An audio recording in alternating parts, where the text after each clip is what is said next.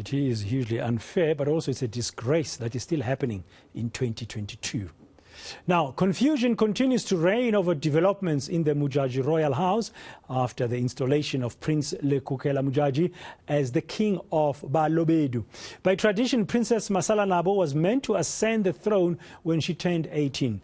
The decision to install the prince ends a 200-year-old tradition of Balobedu being ruled by a woman. Let's discuss these developments and try to make sense of what's happening there with Professor Sekgothe Mokgoatsoana from the University of Limpopo. Prof, good afternoon. Welcome to today here on eNCA. Thank you very much for your time. Well, the Balobedu people now have a king when everybody would have expected that historically they would be led by a queen. This matter is still legally being fought. I mean, in your view, is this a normal thing to have happened? Is this problematic? Thank you, and good afternoon to the listeners. The Balobedu traditions are very clear. They are a matriarchal society wherein women take leadership in all respects. The order of proceedings and the manner in which men are involved is regulated by their traditions. And therefore, the role of men is not as maximal as the role of women. And this has been a case for 200 years. And that this institution of leadership imbued with the power to make, for rainmaking, all rainmaking ceremonies and festivals being conducted with the guidance of the queendom.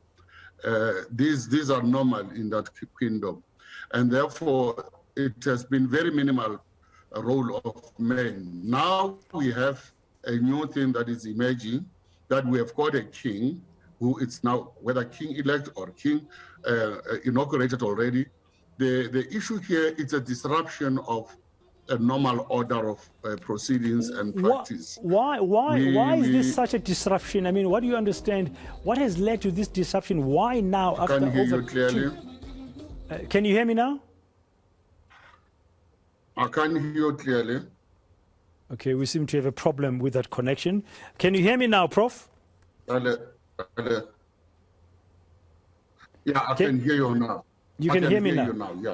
Yeah, okay. What is the question? Yeah, and your device has moved. Can you move it forward a bit, up a bit, so we can see you? It's already cutting your device. Thank you very much. Yes, that's better. Can you hear me now? Yeah. The question is why people are moving into that direction. Yes. I think it is because of the advent of democracy, because with the democratic principles that we have in South Africa, and that have been mooted and tested in court. The Mwamita case is a case in point, wherein a female, as opposed to Tsonga traditions, was put forward as the leader of the community. And that case went up to the Constitutional Court. And therefore, she, as a woman, was considered to have been undermined, and also her rights as a woman have been violated, and also her integrity also disdained. And having won that case, it is going to be a similar scenario, that in this queendom, now men are going to stand up and say, we have been ignored. If I'm the firstborn child, I am likely to become the incumbent of the throne. And this is going to be very problematic. It is so because our right to culture and our right to equality have to be tested against each other. And therefore there is a lot of conflict in that line. And therefore, if we were to take courts away from the manner in which we rule our traditions and practices, we will away and we'll find a middle road. But in this case, there's a lot at stake, because it is a question of a battle of rights. Yeah, because it's involving the two children of the late Queen Modjadji, and of course Princess Masalanabo is the youngest child. But there is a case that was in court, and we don't know how this is going to proceed. Obviously, the family, the royal family, the Balobedu royal family, looks like it's divided, because some of them have welcomed the fact that they now have a king-elect instead of a queen-elect. You know, South African society is patrilineal. Men will always be in favor of a man taking in charge and taking leadership. And therefore, whatever preferences they've got, what is important is the primacy of their traditions, the primacy of their culture. What has been their culture up to now? What is it that has changed in their culture? That means that now something has been disturbed and the abnormal has to become normalized. Those are the key questions. They need to explain to us what has turned abnormal. Why does it become normal? Why now? Why did they wait for 200 years?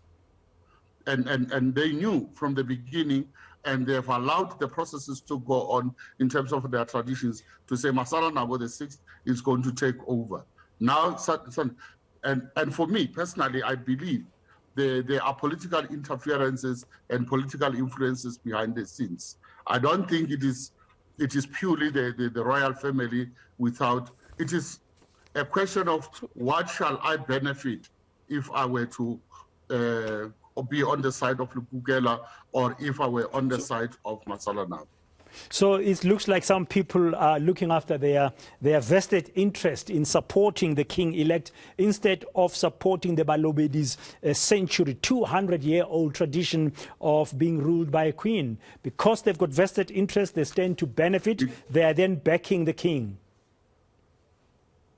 It is stomach politics.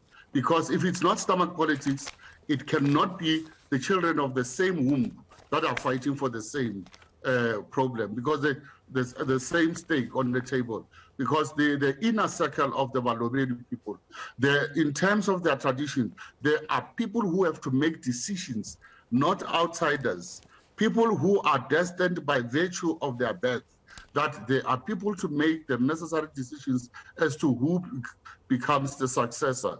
And as it stands, you'll find a lot of people who come from outside the inner circle who are making a dominant role in the decision making.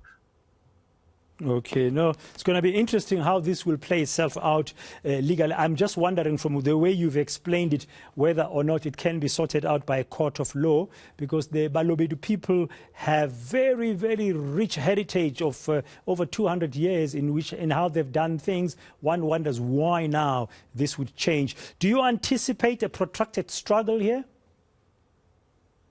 The struggle will go on forever. It has begun. Where they are, I think it is fanned, as I said, it's fanned from both sides, and whoever wins will try to dominate the other, and whoever loses will try to fight the struggle. But I standing as a neutral person, I wish them well to resolve this matter amicably, go back to their traditions, forget about what is there to benefit for now. Let them look at the history and do not damage and tarnish the history that is so rich. Also, it is it's a struggle of men against women. We should not underplay it. It is those feminists who are standing out there, they should guard against this thing turning around, because in this case, it is men trying to say we don't want to see women in power, and therefore they will support a lot of this so that this Masalanabo does not take charge. Yeah, it's a gender struggle as well. Thank you very much for your insights and your time, Professor Sekgothe Mokgoatsoana from the University of Limpopo.